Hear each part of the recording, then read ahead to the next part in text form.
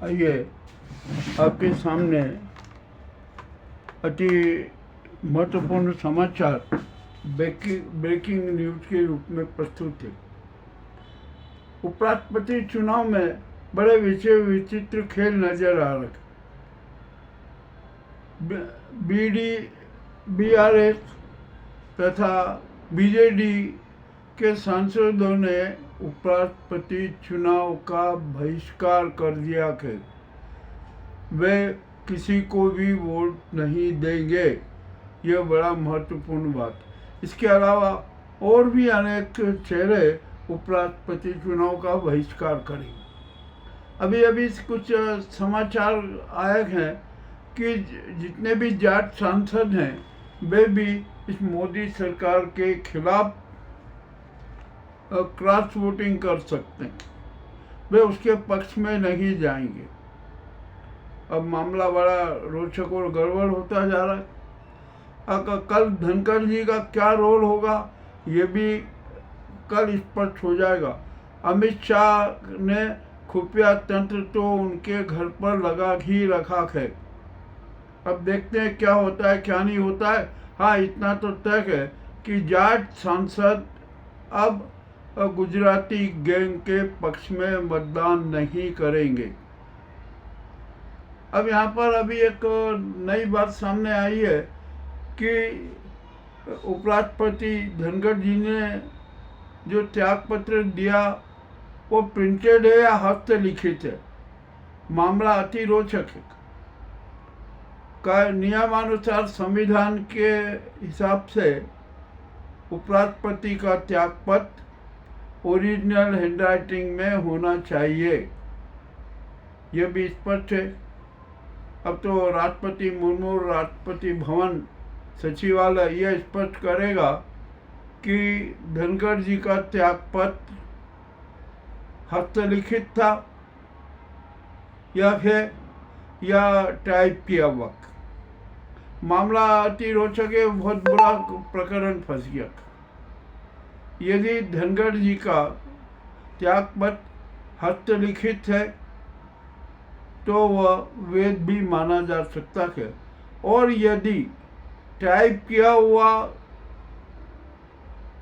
त्यागपत्र है तो वह अवैध ही माना जाएगा। अब मान लीजिए कि यदि धनखड़ जी का त्यागपत्र अवैध माना जाएगा तो जो राष्ट्रपति चुनाव का जो परिणाम आएगा वो वैध होगा या क्या होगा, ये भी एक मामला उलझेगा। अब राष्ट्रपति जी देखते हैं राष्ट्रपति मुर्मू जी धनखड़ जी का कौन सा त्यागपत्र सार्वजनिक करती है, यह भी उनके लिए बहुत जरूरी है। यदि टाइप किया हुआ त्यागपत्र है ना तो अमान्य होगा, अवैध होगा, और आखिरकार यह सवाल उठेगा और इसकी जांच होगी कि टाइप किया हुआ त्यागपत्र किसने बनवाया, किसने दिया। अब राष्ट्रपति भवन तो यूं भी बदनाम हो चुका है अपने विरोधाभासी बयान के कारण और पलटी के कारण। अब क्या होगा क्या नहीं होगा ये तो बाद में पता चलेगा, परंतु छवि तो खराब होगी। अब मोदी जी त्यागपत्र देंगे ये भी तय हो गया। बस वे पहले कभी अग्रिम पंक्ति में से अब लास्ट पंक्ति में आ गए हैं और वहाँ गलियारे से झोला उठाकर चल देंगे। ये भी आभास हो गया। अब ये मोदी जी इतनी जल्दी न जाने क्या क्या नाटक कर रहे हैं। क्यों कर रहे हैं? अरे आप 13 सितंबर को मणिपुर जाओगे, आप 2 साल तक मणिपुर गए नहीं, इतने होने के बाद भी, और अब एकदम मणिपुर जाने की सूझ हो गई। आखिर का क्या जल्दी है भैया, अभी तक तो गए नहीं, ये भी सब जनता समझती। और मोदी जी ने जो अमित शाह को अपना उत्तराधिकारी घोषित किया है ना, उससे तो भाजपा में और बगावत होगी। अब तो जो सांसद थे ना जो उनके पक्ष में जा रहे थे, अब तो वो भी पक्ष में जाएंगे। कल देखना यह है कि कितने सांसद मतदान का बहिष्कार करेंगे, कितने सांसद अनुपस्थित रहेंगे, कितने सांसद क्रॉस वोटिंग करेंगे, ये मामला अति रोचक है। तो जो चुनाव परिणाम आएगा ना, वो भी अपने आप में रोचक ही होगा। अब जो भी है, क्या किया जा सकता है, हम तो कुछ कह नहीं सकते, जनता भी कुछ कह नहीं सकती। और जो राजनाथ सिंह है ना, अब ये बंद कर दे, अब ये ऑपरेशन लोटस चलाना, अब कोई नहीं आएगा। और मुझे तो जहाँ तक ऐसा अंदाज लग रहा है कि 125 सांसद बगावत करेंगे, ये तय है। जो स्थिति सामने आ रही है ना, वो अपने आप में बड़ी विचित्र होगी। खैर जो भी हो, कल शाम तक हमें 5 बजे तक मतदान होगा, उसके बाद में काउंटिंग हो तो रात के 9-10 बजे इसका परिणाम आ जाएगा, और जल्दी भी आ सकता है। अब जो भी आ जाएगा कल देखेंगे। और ये चंद्र ग्रहण का जो विनाशकारी था ना, उसके अब प्रभाव आना पूरा शुरू हो गए। इजराइल और यूनान के बीच युद्ध शुरू हो चुका है। हूतियों ने तो इजराइल के एयरपोर्ट पर हमला कर दिया। इजराइल ने घोषणा की कि उनके 3 ड्रोन मार गिराए गए, किंतु अब तो हूतियों ने एक नया किया, वहाँ पर हजारों ड्रोन तैयार करके रखे और उनसे अब इजराइल पे हमला होगा। अरे आपकी सुरक्षा आयरन डोम है ना, कितनों को रोकेगा उससे। और उसके साथ यदि मिसाइलें भी आ गई तो फिर क्या होगा? क्या ड्रोन को मारेंगे या मिसाइल रोकेंगे, क्या होगा? स्थिति बड़ी गंभीर होती जा रही है और ये मामला और रोचक हो जाएगा। इजराइल के लिए बड़ा संकट खड़ा हो जाएगा। अब यहाँ पर 40 देशों के जहाज़ों का रुख भी इजराइल के खिलाफ आ रहा है। अब क्या होगा, कैसे होगा, अब देखते हैं क्या होगा।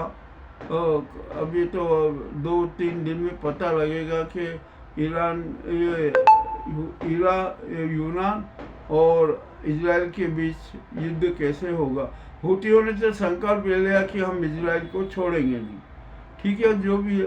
और एक कोको तूफान आ रहा है, जो उसका भी प्रभाव देखने को मिलेगा। अनेक प्रदेशों में जल प्रलय जारी है और भारी वर्षा की रेड अलर्ट या ऑरेंज अलर्ट शब्द घोषित कर दिए गए हैं। और इस बार तो जल प्रलय ने पूरे देश पर कहर बरपाया।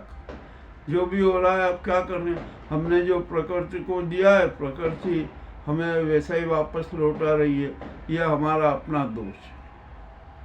अब यहाँ पर सुप्रीम कोर्ट की भी प्रतिष्ठा गिराने का प्रयास कर रही है ये गुजराती गैंग, किंतु असफल होगी। अब देश की 90% जनता का एक ही आवाज़ है, वही जनता की आवाज़ है कि CJI गवई जी का जो कार्यकाल सेवानिवृत्ति नवंबर में होने वाली है ना, उसको 2 साल के लिए विस्तारित किया जाए। अब ED में अनेक जगह सेवाओं का विस्तार हो रहा है, तो न्यायपालिका में भी सेवाओं का विस्तार हो सकता है। अब ये भी करना पड़ेगा। अब देखते कौन होता है। कल उपराष्ट्रपति का चुनाव का परिणाम आने के बाद क्या स्थिति बनती है देश की, बड़ी बात हुई। अब गडकरी जी के खिलाफ भी नाजी गैंग ने सुप्रीम कोर्ट में भी कर दिया, ये भी कर दिया, बहुत सारे नाटक कर रहे हैं, परंतु होगा कुछ भी नहीं। गडकरी जी के साथ संघ समर्थित लगभग 40 सांसद हैं, वे क्रॉस वोटिंग भी कर सकते हैं, हो सकता है संसद में अनुपस्थित भी रह सकते हैं। ये मामला बड़ा विचित्र हो गया। और डॉक्टर मोहन भागवत जी के बारे में कुछ मीडिया संस्थानों में चल रहा है कि उनको सुरक्षा के नाम पर हाउस अरेस्ट किया गया है। अभी सच है या झूठ है ये तो पता लगा, कहीं ये फेक न्यूज़ तो नहीं है या कुछ भी नहीं है। मामला बड़ा विचित्र है। हाँ, परंतु ये नाजी गुजराती गैंग है ना, जो कुछ भी कर सकती है, इसमें कोई शंका नहीं है। चलिए, अब आज के जो ब्रेकिंग न्यूज़ में हमने आपके सामने प्रस्तुत किए ना, आपको निश्चय यही पसंद आएगी, क्योंकि हम तो बिना भूमिका के सच सबके सामने रख देते हैं। हम कोई फेक न्यूज चलाते हैं, ना कोई हम भूमिका बांधते हैं, ना हमारा किसी से पूर्वाग्रह है। हम तो राष्ट्र के प्रति, समाज के प्रति, संविधान के प्रति, सत्य के प्रति, मानवीय मूल्यों के प्रति और सनातन धर्म के प्रति समर्पित हैं। बहुत बहुत धन्यवाद।